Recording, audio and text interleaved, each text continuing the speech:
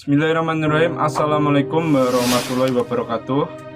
Pemirsa yang dirahmati Allah, marilah kita simak ceramah dari Buya Ar-Razi Yasin dengan tema Koneksikan hatimu dengan dirimu. Sebelumnya marilah kita berselawat terlebih dahulu. Allahumma sholli ala Sayyidina Muhammad wa ala ali Sayyidina Muhammad. Selamat menyaksikan. Di antara yang saya garis bawahi adalah pentingnya sanad untuk beramal atau pentingnya guru. Apa yang harus saya lakukan jika merasa masih belum sanggup ikut muallimin? Karena masih belum sanggup ya, muallim itu maksudnya latihan berkoneksi secara batin. Saat ini saya sedang latihan zikir dalam sholawat istighfar. Ya Allah, ya Latif, ya Hayyu, ya Qayyum. Apabila belum sanggup latihan koneksi rohani, ruh dengan ruh, maka koneksilah dengan kolbu. Koneksikan kolbu. Hubungkan kolbu dengan diri kita sendiri. Jadi orang banyak jangankan hendak berkoneksi dengan Allah, dengan dirinya sendiri tidak nyambung. Ya, dengan dirinya nggak nyambung. Bagaimana dia mau nyambung dengan temannya, dengan gurunya, dengan nabinya, dengan Robnya? Jadi kita harus membuka dulu hati kepada diri kita sendiri. Bahwa menjadi hamba Allah itu tidak mesti suci, tidak mesti sempurna, tidak mesti hebat. Setiap kali seorang hamba sadar dia membuka kolbunya, semakin dia menerima bahwa dirinya hina. Kita ini dari ujung rambut sampai ujung kaki hina semua. Min ma'in mahin, dari air yang hina. Ketika Allah tampilkan di muka bumi, kita pun makan-makan yang remeh-remeh. Akhirnya wajar kalau kemudian tubuh ini akan kembali kepada kehinaan. Namun yang mulia bukan tubuh ini, yang mulia adalah kolbunya. Tubuh itu udah mulai ubanan kan, keriput. Sudah ada temennya yang udah nggak bisa gerak badannya sebelah, ya, karena tubuh ini seperti kendaraan. Kalau nggak bisa hidup lagi, yang punya kendaraan pergi, yang berkendara ganti kendaraan. Ruh kita sedang berkendara, tubuh inilah kendaraannya. Jika tubuh ini sudah nggak cocok, dia akan pergi. Ya, dia akan pergi. Pilih pergi karena ada masalah atau pergi dengan baik-baik. Allahumma sholli ala sayyidina Muhammad.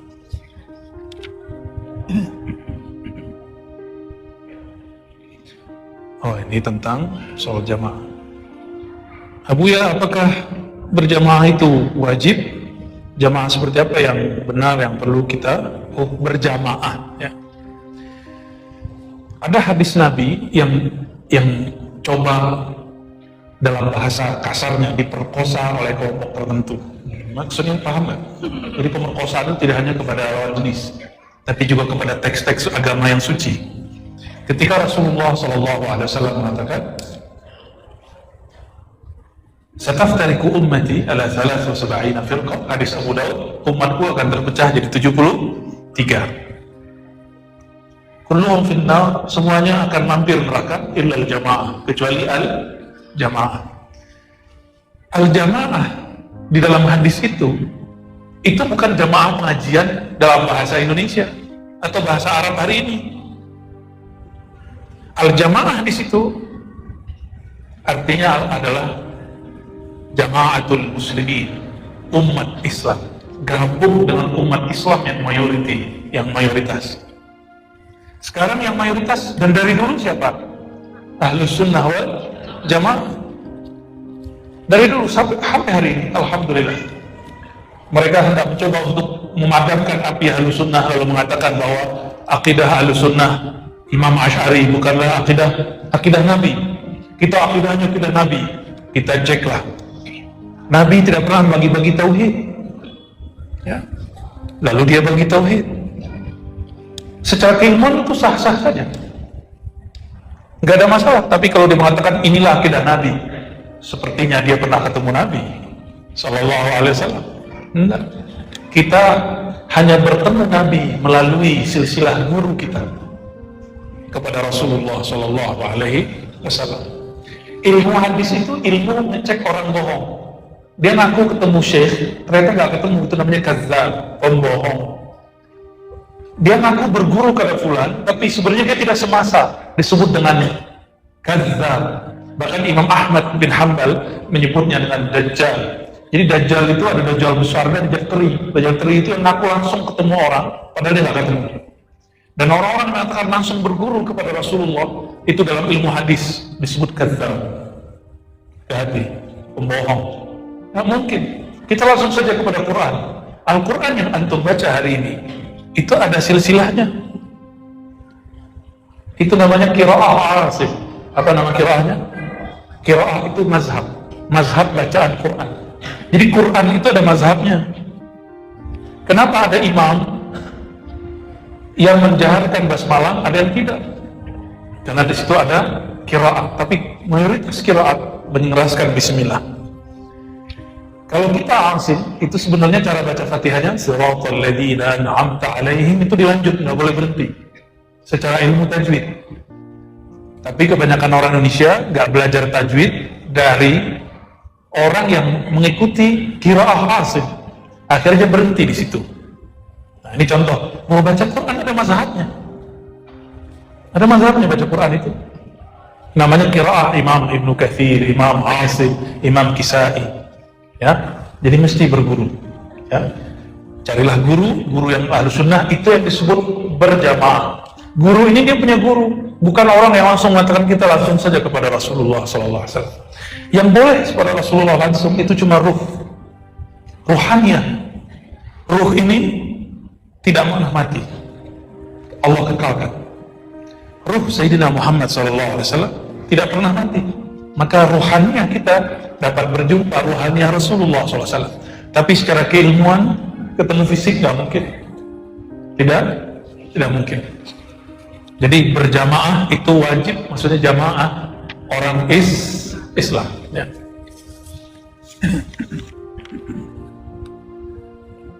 Assalamualaikum Abu ya, panjang nih ya. Neng Eva, saya mau bertanya. Jangan itu jawab ya.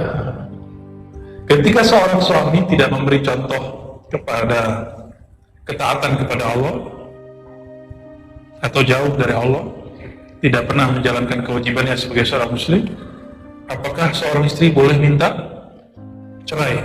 Waduh, ngeri kali. Saya takut. Cerai itu halal tapi dibenci. Cerai itu halal tapi dibenci. Namun dalam hukum fikih, nikah dan cerai itu termasuk ngejomblo. Nikah, cerai, ngejomblo, poligami itu semuanya masuk hukumnya 5. Bisa wajib, bisa sunnah, mustahab, bisa mubah, boleh, bisa makruh, bisa haram. Cerai itu menjadi wajib apabila berkeluarga menjauhkan daripada Allah. Masih ingat Siti Masyitah, istri siapa? Firaun. Apakah dia minta cerai?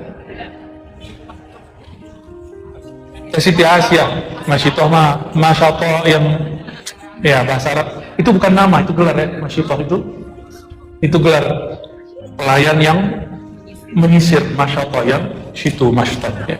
Siti Asia, suaminya ngaku jadi Tuhan. Suaminya ngaku jadi Tuhan, benar nggak? Disuruh cerai nggak?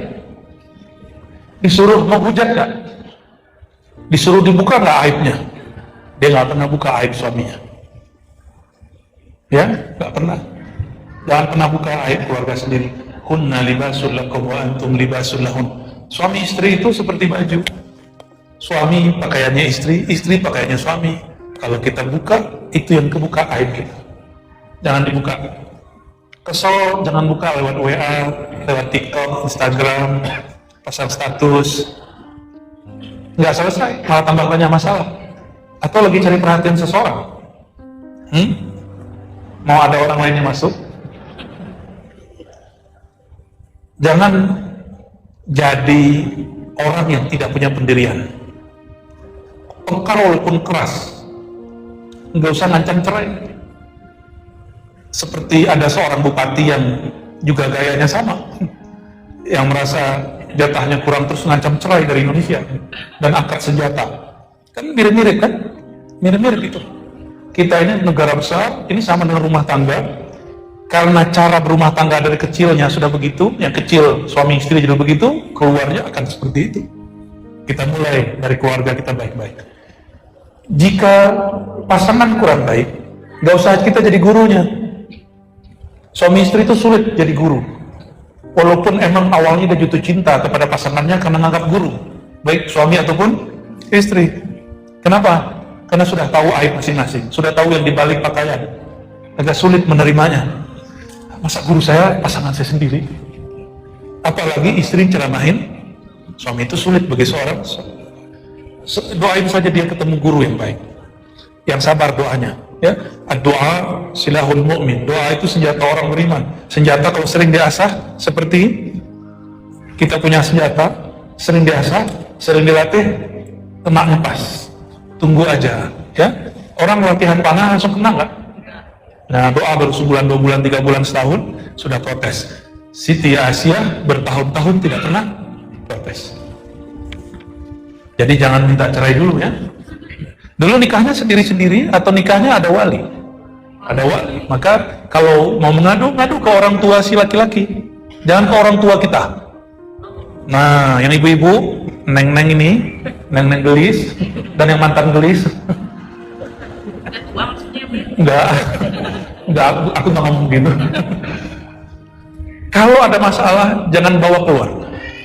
Keluar pintu rumah, tutup masalah. Tapi kalau berat, adukan bukan ke orang tua kita, ke orang tua dia. Karena yang dapat ngomong ke pasangan kita itu orang tuanya sendiri. Kalau ngadu ke orang tua kita gimana? Perang dunia ke-7, bukan kedua, ketiga lagi, ke-7. Ya. Alhamdulillah, walaupun keluarga saya tidak sempurna, kami tidak pernah mengadukan masalah ke orang tua. Ke mertua juga nggak pernah. Alhamdulillah, ya, doain keluarga kami ya. Bagaimana caranya menumbuhkan rasa tauhid pada anak di era digital? Era digital itu apa, Cung? Ibu Rita ya, Bale Endah. Anak-anak itu mereka hidup belum sempurna dengan akalnya. Mereka masih hidup dengan dunia khayalnya. Maka sediakan fasilitas apakah game, mainan, tontonan yang basicnya ada nilai keagamaan. Gak mesti berpenampilan soleh-soleh, yang penting di situ ada nilai. Game-game yang isinya kejujuran, yang isinya perjuangan-perjuangan, itu perlu dikasih. Ya, zaman-zaman kita dulu kalau game tuh mainnya apa? Dulu pakai batu nggak bikin. Kalau mau kelahi, ambil batu ini bapak lo, ini bapak, gitu ya, injok kakinya. Ya kan? Terus main lempar-lempar. Sekarang anak-anak nggak begitu. Anak-anak sekarang punya alam sendiri yang ada di gadget itu. Tidak mungkin dilarang, yang hanya mungkin diarahkan. Maka saya yakin di antara yang muda-muda ini ada yang ahli buat game, silakan disisipkan. Tapi jangan norak, ya, jangan menggurui. Yang berhak menggurui itu cuma guru, seperti saya hari ini. Ya, kalau di rumah jangan menggurui pasangan, jangan menggurui anak-anak. Anak-anak tidak pernah melihat mulut, yang dia lihat gerak, karena anak-anak itu suka bergerak. Coba lakukan selama sebulan. Setiap 5 waktu berangkat ke masjid, ajak anak kecil itu, anak kita yang belum dewasa. Nanti setelah 40 hari, kita ketiduran, anak jadi alarm kita sendiri. Cobain sendiri ya. Saya sudah cobain ya. Ke anak saya yang baru dipanggil oleh Allah itu sudah jadi alarm. Nyampe di masjid nggak ikut sholat, hanya bangunin kita sholat. Nyampe di masjid dia tidur. Ya. Apalagi Jumatan, dia paling senang dikhutbahi oleh ustaz-ustaz. Langsung dia tidur. Bismillahirrahmanirrahim. Ahya wa amu.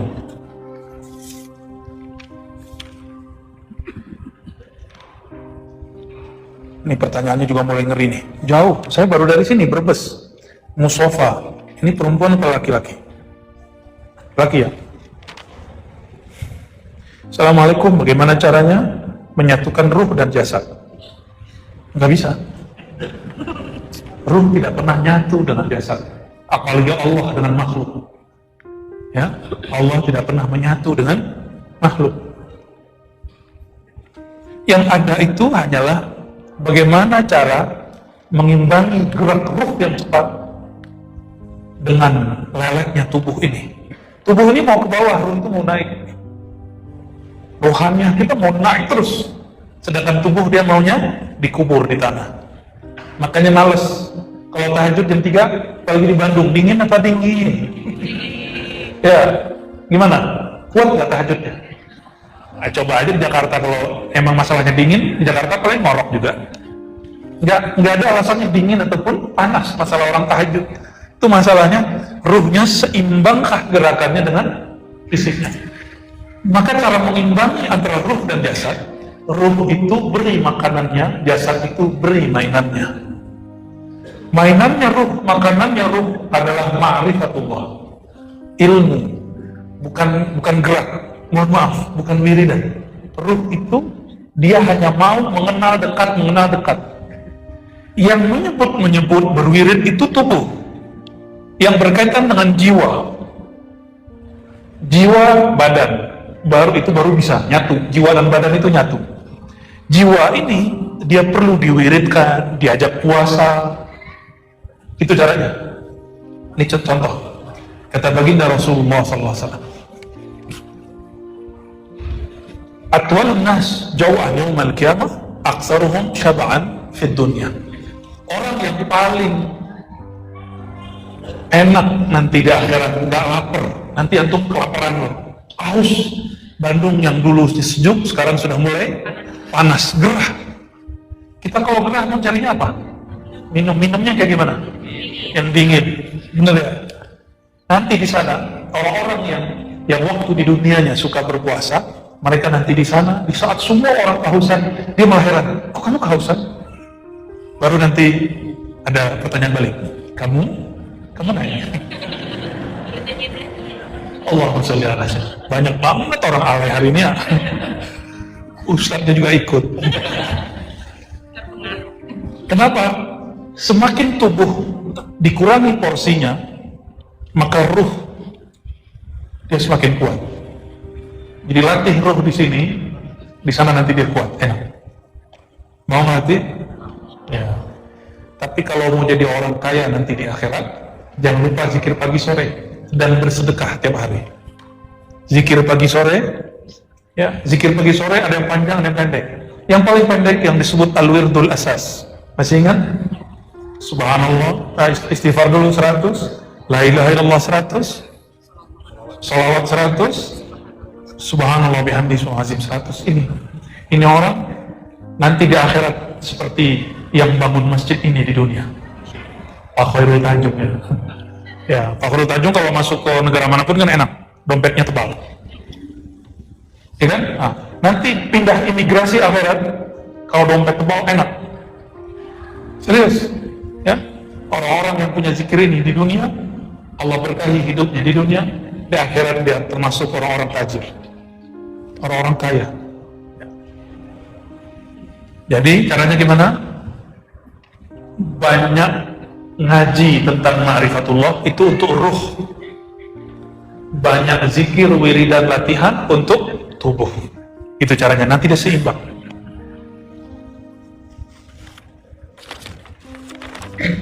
Ida F gitu bacanya. Bagaimana cara menjaga istiqomah dalam ibadah? Cara istiqomah itu bahasa Arab berusaha untuk stabil. Istiqomah. Maka orang istiqomah itu bukan malaikat.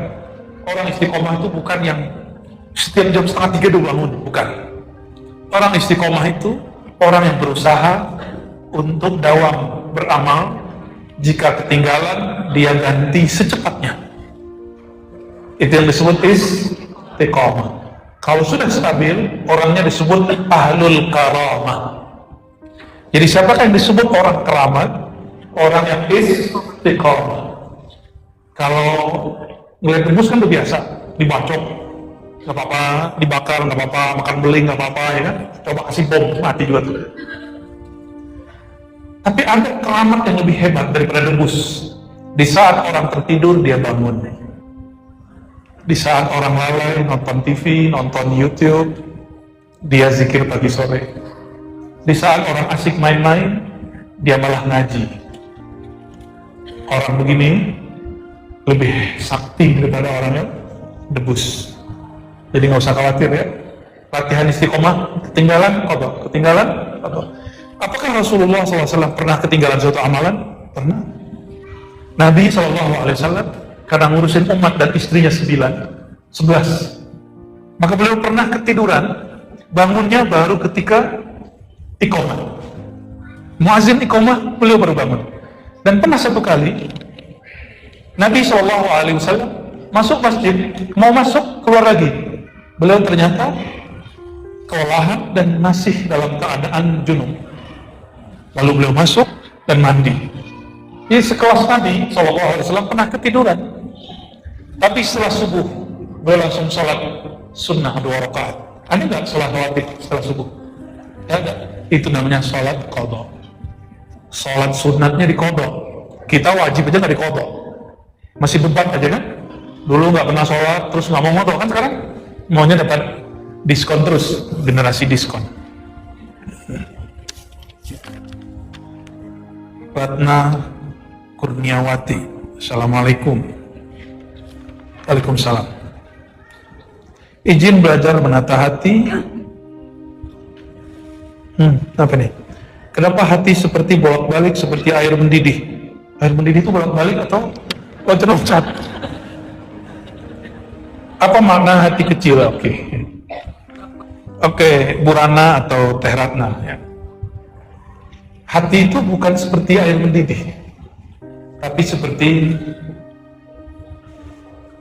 pernah lihat apa namanya kincir yang begini tuh putar tuh, kincir air. Jadi berubah itu terus.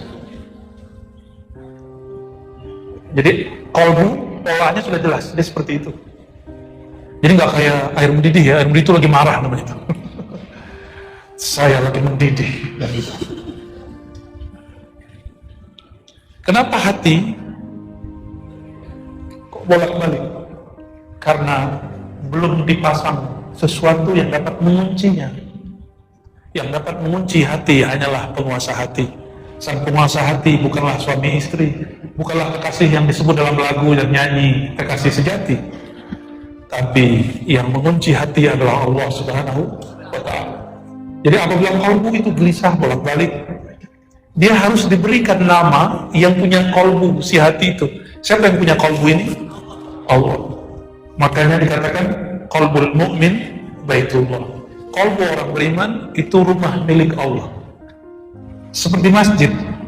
Bukan bangunan ini penanda itu masjid, tapi ketika ada orang sujud di sini itulah tanda dia masjid.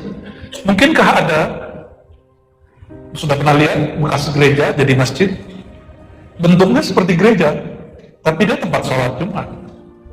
Maka bukan kubah itulah yang disebut masjid, bukan kaligrafi. Ini budaya orang bikin masjid. Masjid itu tempat mengingat Allah. Maka ada masjid yang zahir, ada masjid di dalam diri. Namanya qalbu. Orang-orang yang disebut berniat, itu artinya dia sedang menyalakan nama Allah di dalam qalbunya. Itu yang disebut berniat. Jadi kenapa sholat, zikir, hati masih melayang kemana-mana? Karena nama Allah belum dimasukkan ke dalam qalbu ketika hendak bertakbir. Belajar zikir qalbu ya. Di Bandung dan sekitar dulu banyak ahli zikir. Walaupun sekarang zikir-zikir ini sudah mulai ada yang membid'ahkan. Udahlah, saya udah males bahas bid'ah, udah katal. Ya, udah jarang bahas bid'ah. Sekarang kalau ada orang undang minta bahas bid'ah, saya kirim orang lain. Udah males. Ya. Apa? Waduh, ngeri kali kan?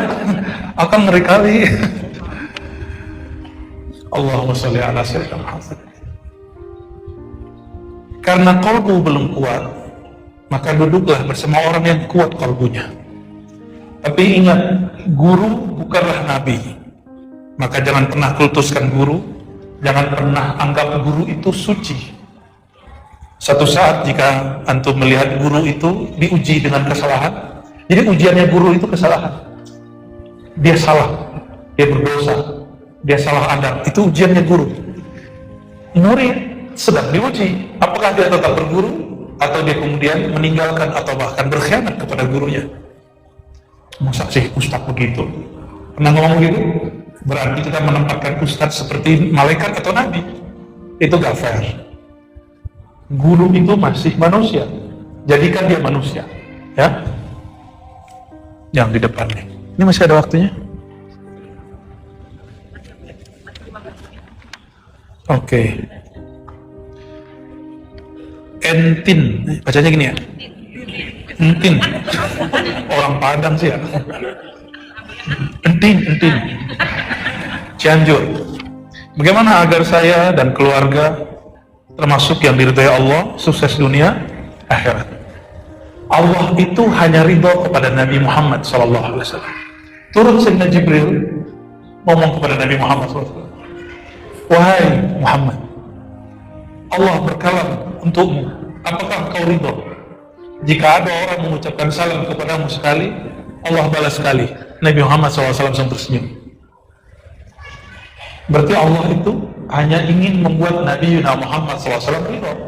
Jika Allah ingin membuat Sayyidina Muhammad SAW ridho, kenapa umatnya tidak mau menggapai ridho sang Nabi SAW? Supaya kita diridhoi oleh Allah, maka hidupkan sunnah Nabi di rumah. Hidupkan sunnah, bukan sunnah yang dipahami oleh kebanyakan orang yang pegang, itu bukan ya. Sunnah Nabi itu spiritnya cuma satu, rahmatan lil alamin, kasih sayang untuk seluruh alam semesta. Maka apapun amalannya, jika di dalamnya tidak ada kasih sayang, itu bukanlah sunnah Nabi SAW. Walaupun secara fisiknya udah sama kayak amalan Nabi, tapi di dalamnya jika tidak muncul rahmat, itu bukanlah sunnah Nabi Muhammad SAW. Khawarij itu tadi yang disebut makam, itu kurang apa? Pakaiannya, sorbannya, ngalah-ngalahin sorban Sayyidina Ali. Sayyidina Ali kemana-mana pakai sorban dan pakai teridak, karena bajunya polos, karena bajunya albis, ada bintang-bintangnya. Jadi saya nggak pakai begitu, kalah ketutup. Sayyidina Ali selalu pakai rida karena mengikuti baginda Rasulullah SAW. Tapi kadang-kadang Nabi pakai pakaian yang lain, ya. Tapi bukan berpakaian itu sunnahnya Nabi. Sunnah Nabi itu ketika pakaiannya tidak mengancam orang lain. Ngerti nggak maksudnya? Antum pakai pakaian sesuatu tapi mengancam yang sampingnya. Pernah ngalamin nggak? Ada yang senyum-senyum sendiri soalnya. Waduh, ini pertanyaan paling keren ini ya. Assalamualaikum, saya Budida dari Cilame. Mohon izin ikut berguru kepada Abuya. Pertanyaannya, saya dengar tentang kalimat la ilaha illallah, la mawjuda illallah. Ini tidak untuk dibaca tapi cukup di hati, mohon penjelasannya. Ya. Ada la ilaha illallah. La ilaha illallah disebut dengan zikir tahlil, disebut juga dengan zikir tauhid. Oleh orang-orang ahli zikir disebut dengan zikir nafi isbat. Nafi menafikan. Apa arti menafikan? Meniadakan. Isbat menetapkan.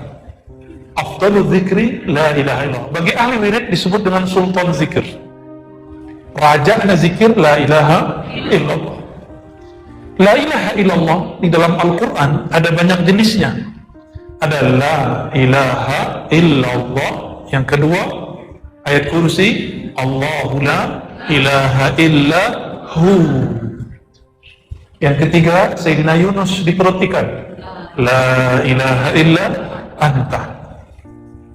Dan Sayyidina Musa, karena yang paling dekat sama Nabi Muhammad SAW nanti di akhirat, Nabi Ibrahim, Nabi Musa. Apa zikirnya? Allah berkalam kepada Sayyidina Musa, innani anallah, surat Taha. Wahai Musa, sungguh akulah Allah itu. La ilaha illa ana. La ilaha illa ana, ini salah satu pemaknaan la mawjuda illallah. Ini tidak boleh dibaca dalam keadaan sadar dengan lisan. Orang yang membacanya maka dia tergelincir dalam bab rohani. Bagaimana dia mengatakan la mawjuda illallah, tiada yang wujud kecuali Allah? Akan wujud nggak? Wujud itu ada. Ini ada nggak? Ar-Razi ada nggak? Kalau tidak ada yang wujud kecuali Allah, berarti wujud Ar-Razi wujud Allah dong. Ini Allah? Bukan. Ini Allah? Bukan. Orang-orang yang mengallahkan dirinya, ya, ini bahaya. Kalau saya ambil kopiah mancung nih, terus saya bilang, ini punyaku. Dia marah kan? Oh, itu bukan punya kamu, itu punya aku. Punya motor di luar, terus saya ambil, saya pinjam sebulan ya Kang ya. Tapi setelah sebulan saya datang, Kang udah sebulan, jadi punya saya ya. Kan pinjamnya udah lama. Emang ada kaidah minjem kalau lama berarti punya kita. Ya, banyak yang begitu tuh. Kalau udah lama dia mau balikin. Jika milik makhluk tidak boleh diakuisisi, apalagi milik wujud alam ini milik Allah, bukan Allah. Maka jangan anggap diri kita ini Allah. Kita ini ciptaan Allah, udah selesai. Tapi kalau belajar ma'rifat, nanti ada tingkatannya. Al-jismu fi'lullah, al-qalbu ismullah, as-sirru sifatullah, ar-ruhu amrullah. Mau diterjemahin? Tubuh ini perbuatan Allah, fi'il Allah, alam ini perbuatan, qalbu ini nama Allah, lautan nama Allah. Jadi zikirmu sebanyak apa aja nggak cukup, nggak akan cukup zikir sebanyak apapun. Maka jangan pernah merasa banyak zikir. Yang ketiga, as-sirru, sir rahasia yang ada di dalam diri disebut dengan sifatullah, tempat Allah memancarkan sifatnya. Waruhu amrullah, sedangkan ruh adalah rahasia Allah. Jangan sebut zat Allah. Di sini kelirunya orang belajar ma'rifatullah, disebut ruhnya zat Allah. Akhirnya dia jadi Tuhan. Ini ngelewatin Fir'aun. Kecuali dia sedang mabuk bertuhan, disebut dengan sakar atau al-mahwu wal fana, orang yang sedang fana dalam cahaya Allah Subhanahu wa taala. Maka orang-orang seperti ini dimaklumi seperti Syekh Siti Jenar, Al-Hallaj. Namun karena mabuknya sudah sampai semerbak keluar, wali-wali yang mengerti bahaya ini mesti eksekusi mereka, meskipun sebenarnya ada cara lain. Wallahu alam, itulah nasib mereka ya. Jadi tidak boleh baca la maujuda kecuali tambahkan bihaqqin, la maujuda bihaqqin illallah. Tidak ada yang wujud secara hakiki, maksudnya yang dia ada dengan dirinya sendiri. Kita ada bukan dengan diri kita sendiri. Ini kajian akidah, bukan kajian tasawuf. Kita ada karena diciptakan. Maka kita sebut la mawjuda bihaqqin illallah. Nah, dan bocoran terakhir, kali ini pertanyaan terakhir yang nggak mungkin saya bacakan semua. Imam Al-Ghazali dalam kitab Ihya Ulumuddin jilid keempat tentang kitab tawakkul wa tauhid, beliau menyebutkan tingkatan orang baca la ilaha illallah. Pertama, la ilaha illallah tauhid orang munafik. Lidah baca la ilaha illallah, hatinya kemana-mana. Ya, Allah kok diteriak-teriakin. Ada yang ngomong gitu. Allah nggak peduli, apa yang diteriak-teriakin. Tuh hati-hati ngomong begitu tuh. Ya. Nabi sebut orang begitu munafik. Ketika ada orang berzikir keras, lalu orang munafik di Madinah mengatakan, ya Rasulullah itu orang munafik tuh. Apa kata beliau kepada Sayyidina Umar yang nanya? Uzkurullah hatta yaqulul munafiqun majnun mura'un. Zikirlah kamu sampai orang mengira, orang-orang munafik mengira kamu riya. Orang munafik mengira kamu majnun, gila. Ya, dulu ada Abah Anom di Tasik, masih ingat nggak? Abah Anom dulu zikir la ilaha illallah. Itu kalau beliau zikir dianggap gila dulu. Mungkin dulu pesantrennya pernah dilemparin batu kali, atau di mana buat zikir masjid itu mungkin banyak yang nolak. Tapi Allah maha hebat. Sekarang orang mulai sadar, kalau tidak sepakat dengan caranya, cari cara lain, tapi jangan ingkari cara orang yang ada. Oke? Terus level 2, level orang mukmin biasa. Ini wali umum. Wali umum ini semua orang beriman. Walinya bisa dipecat. Wali kota bisa dipecat nggak? Ada masa jabatannya nggak? Wali umum apalagi. Makanya ada orang mantan beriman tuh ada. Imannya belum masuk ke dalam kolbu, baru di mulutnya. Dia baca la ilaha illallah, dia berusaha membersamai dengan kolbunya. Nah, orang ini disebut mukmin. Kolbu membaca, lidah mentasdik, mengiyakan. Tapi karena pakai pikiran, susah khusyuk. Inilah keluhan kebanyakan jamaah, karena zikirnya pakai pikiran. Zikir nggak pakai fikir, zikir pakai kolbu. Kolbu itu zauk rasa, bukan pertanyaan. Jadi kalau ini dia bertanya, gimana kalau dia bertanya? Pasti nanya, kenapa begini, kenapa begitu, kenapa begini, kenapa begitu. Tapi kalau pakai kolbu, jika di samping kiri kita ada orang sebut nama Allah, idza dzukirallah wajilat qulubuhum, jika disebut nama Allah, kolbu pasti bergetar. Bukan mendidih, ya, pasti dia bergetar. Pernah berdesir nggak ketemu seseorang? Ketemu siapa? Yang sono. Ya, lo ketemu aneh, belum gawat ini. Kita berdesir ketemu orang yang kita suka, baik guru, teman, ataupun orang yang lawan jenis kita. Kenapa kita berdesir? Karena kolbu nyambung dengan kolbunya. Ada karakter kita yang nyambung dengan dia. Itu yang disebut klik. Kolbu ini hanya klik sama Allah, nggak ada lagi. Jadi antum mau keliling dunia, kolbunya nggak akan bahagia. Coba tanya sama orang yang udah keliling dunia, senang iya, bahagia belum tentu. Bahagia itu hanya ada di alam kolbu. Itulah syair Hamzah Fansuri dulu di Aceh, yang oleh orang-orang awam di kalangan, dia ulama tapi awam memahami ilmu kolbu, menuduh beliau zindik karena syairnya dianggap berbahaya. Ya. Beliau ini mengatakan Hamzah Fansuri mencari Tuhan. Hamzah Fansuri datang ke Mekah, keliling di depan Ka'bah. Ingin cari apa dia? Ingin mencari Tuhan. Keliling Baghdad mencari makom Syekh Abdul Qadir Jilani, mencari Abdul Hasan Syazili. Kok mana-mana dia pergi? Ternyata Hamzah Fansuri merasakan bertemu dengan Allah Ta'ala di atas sajadah di dalam rumah. Jadi dalam rumah ketemunya. Maksudnya apa? Beliau lagi sindir orang yang banyak ilmu kurang amal, yang sering umroh tapi nggak pakai kolbu, yang sering keliling-keliling kemana-mana tapi tidak dengan kolbu. Jadi kalau mau keliling dunia, kelilinglah dengan kolbu. Nanti kelihatan perbuatan-perbuatan Allah yang indah di alam semesta. Ya. Level 2 itu, ini mukmin, makanya hambar. Jika orang begini itu cuma sesekali nikmatnya. Ada yang ketiga, orang yang mengatakan la ilaha illallah, tapi di kolbunya ada makna la ilaha illallah, tiada yang berbuat kecuali Allah. Jika alam ini milik Allah, keluarga kita, anak kita, pasangan kita, semuanya milik Allah. Jika yang punya mau ambil, ridho nggak? Harus ridho. Harus ridho nih, beneran nih. Beneran nih. Ntar badannya diambil Allah gimana? Atau ada keluarganya diambil Allah, kuatnya? Harus kuat. Bagaimana cara kuatnya? Kata Imam Nautailah Sekandari, kenalilah siapa yang ngambil. Ya. Ada orang